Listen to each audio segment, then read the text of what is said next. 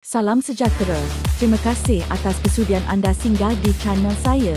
Jika anda seorang penggemar sukan bola sepak tanah air, bantu saya tekan subscribe kerana setiap subscribe anda itu sangat berharga.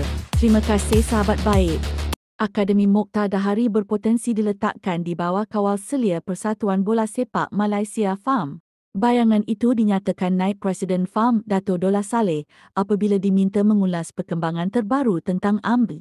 Dollah memaklumkan proses perbincangan tentang IMD diletakkan di bawah kawal selia FAM sedang dijalankan. Ini kerana AMD masih lagi diletakkan di bawah penjagaan Majlis Sukan Negara MSN. Semuanya dalam perbincangan lagi, tapi dalam masa terdekat, kita akan buat keputusan.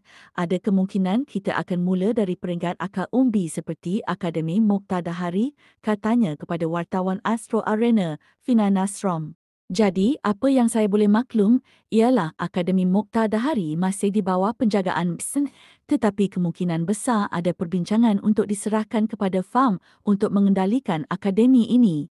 Ada kemungkinan tetapi keputusan belum muktamad dan besar kemungkinan kalau perkara ini berlaku, kita akan lakukan yang terbaik.